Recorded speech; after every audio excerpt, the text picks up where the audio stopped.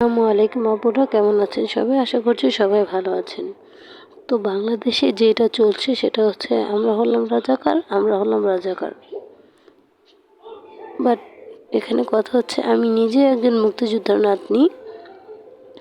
তো আমি যতটুকু পড়াশোনা করেছি এর মধ্যে একটা বারও কিন্তু আমি আমার নানার কোটা দিয়ে কখনোই কোনো সহযোগিতা নিইনি, বা কখনো চেষ্টা করলেও হয়তো কখনো পাইনি। একবার চেষ্টা করেছিলাম বাট পাইনি। তো বর্তমানে যে অবস্থা হচ্ছে 2018 সালেও কিন্তু সেম অবস্থা হয়েছিল। তখন যদি আমাদের মাননীয় প্রধানমন্ত্রী একটা সমাধান দিতেন, সেই ক্ষেত্রে কিন্তু আজকের এই দিনটা আমাদের দেখতে হতো না। আমাদের যে ভাইরা আছে, আমাদের যে সহযোগী আছে, আমাদের যে আগামী দিনের ভবিষ্যৎ যারা আছেন, সমস্যাটা আসলে কাদের হচ্ছে? আমাদেরই হচ্ছে। আমরা আমাদের ভবিষ্যৎকে নষ্ট করছি। কথায় আছে না, তুমি যদি কোনো জাতিকে ধ্বংস করতে চাও, সেই ক্ষেত্রে কিন্তু শুধু শিক্ষাটাকেই নষ্ট করতে হবে। তো আমাদের বর্তমান সমস্যা হচ্ছে শিক্ষা নষ্ট করা হচ্ছে, এর থেকে বেশি কিছুই হচ্ছে না। তো মাননীয় প্রধানমন্ত্রীর কাছে আমার এমন একটাই অনুরোধ, শুধু আমার না, গোটা বিশ্বের একটাই অনুরোধ, আপনারা কোটা যে সুবিধাটা দিয়ে রেখেছেন ওইটাকে একটু সম্পূর্ণটা যদি আপনারা নাই বাতিল করতে পারেন, কিছুটা হলেও কমিয়ে দিন। হতে পারে 5%, হতে পারে 6%, হতে পারে 10%, এরকম করে দিন। বাট প্লিজ, যারা মেধাবী স্টুডেন্ট আছেন, ছাত্রছাত্রী ভাই বোনেরা আছেন, তাদেরকেও সুযোগ দিন। আপনারা চা খাওয়ার জন্য, সরকারি কর্মকর্তা যারা আছেন, চা নাস্তা খাওয়ার জন্যই আপনারা চান 12 লাখ টাকা থেকে 15 লাখ টাকা।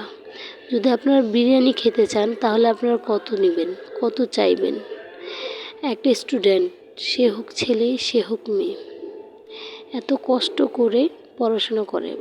কারো বাবা রিক্সা চালায়, কারো বাবা ভ্যান চালায়, কারো বাবা সবজি বিক্রি করে, তো কারো বাবা ভিক্ষা করে। তো তারা এই 12 লাখ 13 লাখ টাকা দিয়ে মানে চাকরি তো পাবে দূরের কথাই, 12 লাখ 13 লাখ টাকা পাবে কোথায়? আপনারা কি একটা বারও চিন্তা করেন না সেটা? আপনারা উচ্চ পদে আছেন দেখে কি নিচু পদের মানুষদেরকে কিছুই মনে হয় না, তুচ্ছ মনে হয়? আমরা যদি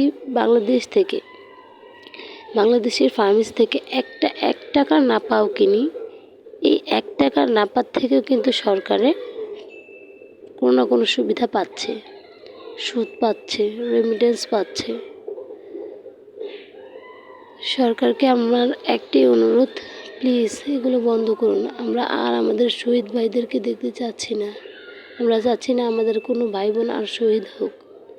সালাম, রফিক, বরকত, জব্বার, ওনাদের সাথেও কিন্তু আমাদের এই ভাইদের নাম যোগ হচ্ছে। দয়া করুন আমাদের উপর। আমরা কোথায় যাব? দেশটা তো আমার, দেশটা তো আপনার। শুধুমাত্র আপনার বাবার না, শুধুমাত্র আমার বাবার না, দেশটা সবার। প্লিজ প্লিজ দয়া করুন আমাদের উপর। আমরা হাত পা জোর করে আপনাদের কাছে দয়া চাচ্ছি, দয়া করুন। আমাদের ভাই বোনদের এরকমভাবে এতিম করে দিয়েন না আপনারা।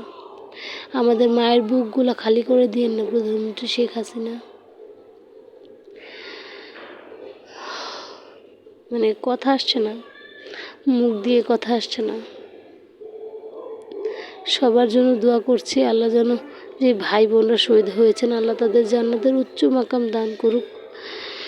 আল্লাহ তাদেরকে ভালো রাখুক, সুস্থ রাখুক ওই দুনিয়ায়।